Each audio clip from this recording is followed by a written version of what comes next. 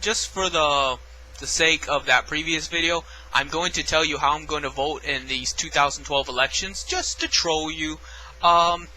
Because apparently I can't get jury duty unless I meet certain qualifications. I don't have a felony or anything like that, but certain variables that I'm not going to discuss here, I cannot qualify for jury duty, which kind of pisses me off because, I have all the time in the world. So if anyone should be getting jury duty notices, it should be me, and I'd be glad to do it. I'd be glad to help, determine any situation I could, even if it's something mundane.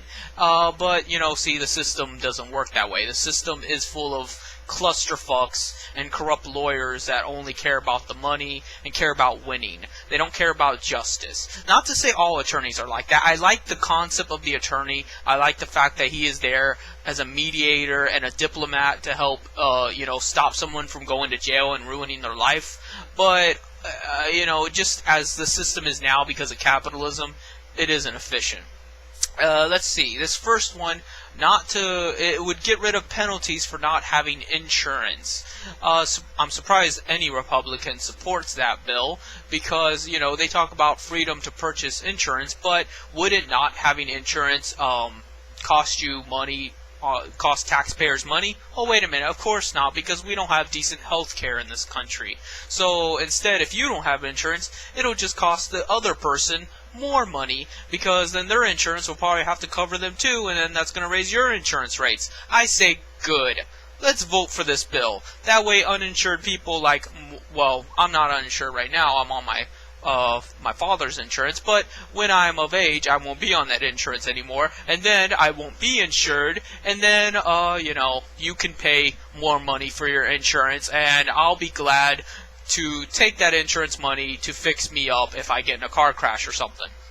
So, let's collapse the insurance system when it's like the housing bubbles and, it just becomes too expensive for anybody to pay, and then no one can have insurance. Well, that might not be good either, because then when no one has insurance, then no one can pay those ridiculous doctor bills. But maybe when no one can pay those ridiculous doctor bills, and insurance can no longer, keep up this facade of debt slavery, maybe then you'll take action and start to realize the joys of communism.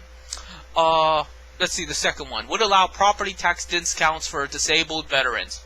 I don't give a fuck about veterans. Nor do I want them to get tax breaks because taxes are good. So, no. You don't get a fucking tax break because you happen to go out and kill some innocent people in a foreign country. Fuck the war hounds.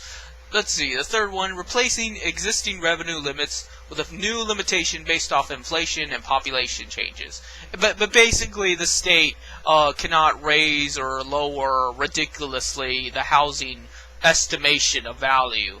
The only reason this would affect anything is because, some people might want to sell their houses at another fee, and because of certain expectations, you might not be allowed to. You might not be allowed to sell your home for so much less or so much more, depending on the estimated value. And this also might affect taxes, where, in certain areas, your estimated value determines your tax bracket. I really don't know. It doesn't matter either way for me, because, for one, I don't own a home, so I don't pay taxes on that. And two, while this could troll people, like it could troll middle-income people that happen to live in a populated area where supposedly their home is worth more than it actually is, and they have to, if I vote no on this, it would basically make those people have to continue paying bigger taxes than they might otherwise need to. But at the same time, it doesn't fucking matter either way. There's 10 minutes, so I'll probably have to make a part 2 of this. And, I've probably only done like 6 minutes right now, but I really want to explore why I would vote the way I would, just partially in spite and partially due to actual ideology. Because I'm not your typical communist. I'm not here to try to persuade you and speak softly to you. I'm giving you the hard facts. I give it to you cold and brutally because I know how you are. You're not going to fucking listen anyway. So why am I going to pussyfoot around for you? So, That's the first three. There's like 10 of them, so I'll worry about the other ones in part 2.